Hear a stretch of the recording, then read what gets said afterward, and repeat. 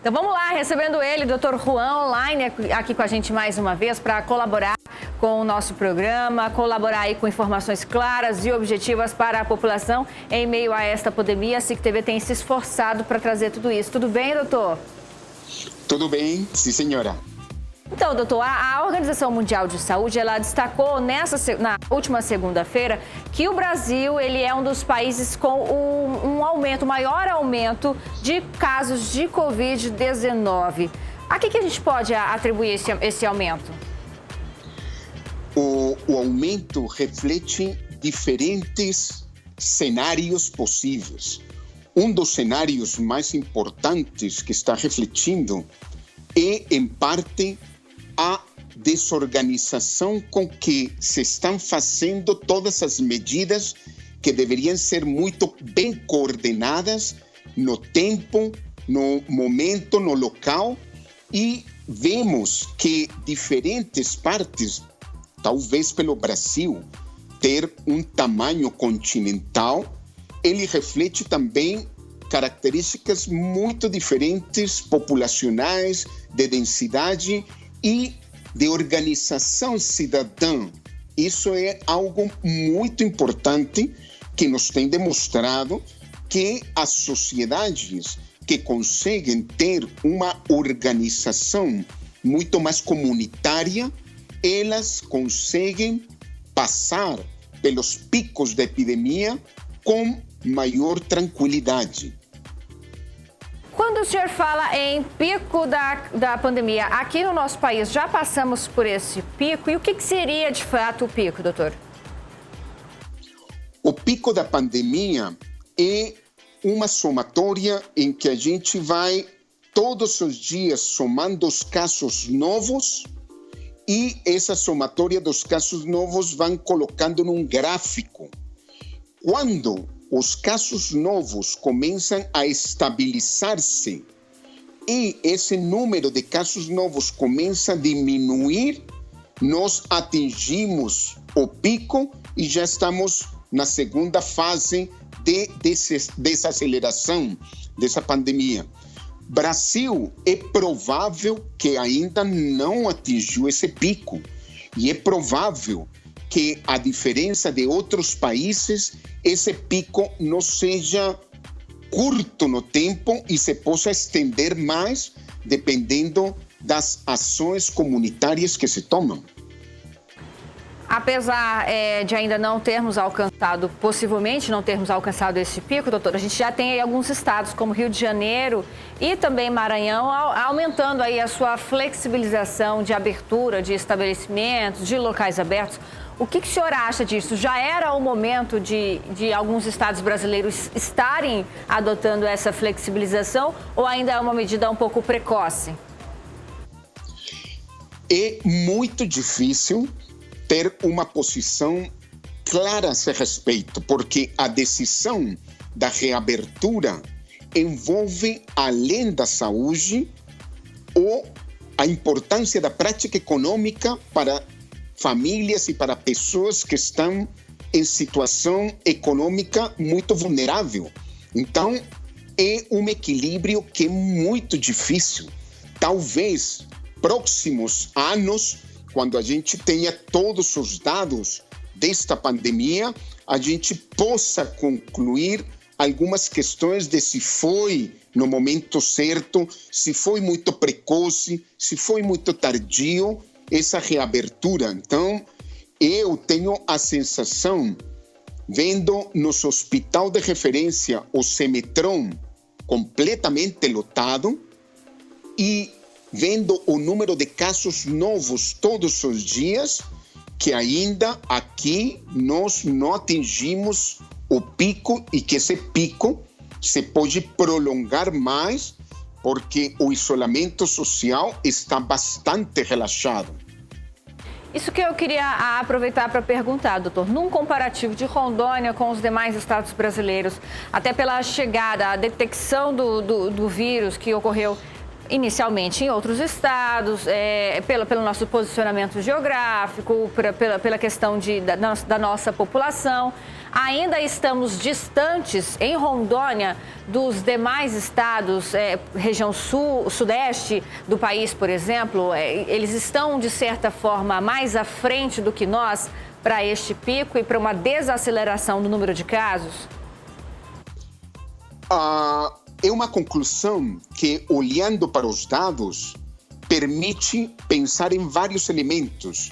Por exemplo, vemos a cidade de Manaus, muito perto de nós, uma capital muito populosa, que provavelmente Manaus já atingiu o pico e em número de casos está diminuindo. Contudo, a epidemia de Covid no estado de Amazonas se interiorizou muito. Então, são comportamentos que é muito difícil generalizar e dizer todo mundo vai se comportar da mesma forma. Nem no mundo, nem no Brasil, nem no estado de Rondônia. Então, generalizar e seguir outros exemplos, digo, o melhor é a precaução. Esperar os dados epidemiológicos, ter certeza que a curva já está em descenso e aí relaxar as medidas de isolamento social. Doutor, desde o início da pandemia, a gente teve aí estudos sobre a descoberta dos anticorpos, sobre possíveis vacinas, né, o avanço aí na elaboração de vacinas, as questões, as discussões acerca dos medicamentos. O que, de fato, a gente tem de concreto até agora relacionado ao novo coronavírus? Pesquisa de vacina estão mais de 200 moléculas em testes em diferentes partes do mundo. Tem algumas que já estão em fase um pouco mais avançada, fase 2 ou fase 3. E se tem e se espera com muita vontade alguns resultados, eu acredito, antes do final do ano, no segundo semestre, e esperando que a rapidez com que se façam as pesquisas respondam à nossa ansiedade. Isso é uma parte clara. De anticorpos, o tratamento com anticorpos de pessoas recuperadas é um fato claro. Agora, a dificuldade de aplicar isso em grande escala é também muito importante. Não é fácil essa aplicação em grande escala. E estão os anticorpos monoclonais, que são anticorpos que não derivam de uma pessoa que produziu eles, mas que são produzidos em laboratório. Esses anticorpos monoclonais também temos esperança de virem a demonstrar eficácia. Já estão testes em ensaios clínicos de tratamento com pacientes internados com anticorpos monoclonais. Então, estamos em todas as frentes, vendo prevenção, vendo tratamento de pessoas graves e, muitas vezes, esperando algum resultado de algum medicamento que me previna esse avanço, que até hoje não temos nenhuma evidência científica que algum medicamento seja eficaz na prevenção do avanço da doença. Certo, doutor. A gente acabou de ver uma matéria sobre a corrida desenfreada das pessoas em busca do oxímetro, inclusive com alguns golpes já na internet, né, entre supostos vendedores. De fato, este é um equipamento, é um aparelho que é interessante as pessoas terem em casa, mesmo sem acompanhamento médico. É importante ter o oxímetro em casa? A importância é uma importância bastante relativa, porque esse resultado de oxímetro tem que ser muito bem interpretado e, em geral, os valores do oxímetro são valores que são praticamente calculados. Então, apesar de ser um instrumento muito valioso em um pronto atendimento, na recepção de um paciente, no acompanhamento do paciente internado, para medir a oxigenação, ele não tem toda essa importância exatamente em casa. Então, relativo mesmo. Aproveitando que a gente está falando sobre o oxímetro, sobre as dúvidas relacionadas a sintomas, sobre esse monitoramento em casa, doutor, a gente também teve aí um questionamento, uma apreensão maior da população referente à pneumonia silenciosa. Ela é um dos sintomas da Covid-19? É muito comum que ocorra? Como que o paciente pode, de repente, identificar o início desse estágio para, de fato, buscar um atendimento médico em uma unidade de saúde? A pneumonia silenciosa é algo que, pela definição do seu próprio termo, é muito difícil de detectar. Mas os sinais claros continuam sendo valiosos para todo mundo. Quais são os sinais bastante claros?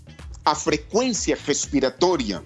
Então, eu conto num minuto no relógio quantas vezes inspiro e expiro. E esse valor me dá uma ideia de se está muito acelerada ou não. Em geral, a dificuldade respiratória leva a um aumento dessa frequência respiratória. E, sem lugar a dúvida, a falta de ar e esse cansaço fácil também nos alerta muito. Temos que ter em conta que a pneumonia bacteriana, em cima da pneumonite pelo Covid, é algo importante. Já são eventos de uma infecção por bactérias em cima do problema pulmonar pelo vírus. Certo, doutor. Agora, trazendo um pouquinho aqui especificamente para a nossa região, a gente está passando aí pela mudança climática, né? A gente está chegando ao fim das chuvas na região, entrando no verão amazônico e um dos problemas aí pode ser aí, haver um aumento nos problemas respiratórios da nossa população aqui do estado de Rondônia. Como eu posso identificar, para quem está em casa, de repente, se eu estou ali com uma alergia, algum outro problema respiratório que não seja a Covid-19? Quais são as diferenças ali para a gente tentar identificar? As diferenças são bastante sutis, ou seja, não tem algo que seja assim completamente divisório entre um e outro. Em geral, aquelas pessoas que já têm problemas alérgicos e problemas de resposta exacerbada, por exemplo, a fumaça e a outros elementos irritantes, eles já sabem que tem esse problema e coincidem temporalmente com o aumento dessa fumaça, por exemplo, agora nesta época. Então, mas em geral, os problemas alérgicos respiratórios, eles não cursam com quadro infeccioso. Então, febre não é um elemento clave neste tipo de problemas respiratórios. E em Covid-19, febre é um dos elementos importantes na definição do problema do paciente. Tá certo, a gente quer agradecer mais uma vez sua participação, viu, doutor? Quer aproveitar o espaço para deixar alguma mensagem, algum recado para o nosso telespectador aqui do Câmera Mais? Repetir, e acredito que todas as vezes que vocês me convidaram, vou repetir o mesmo.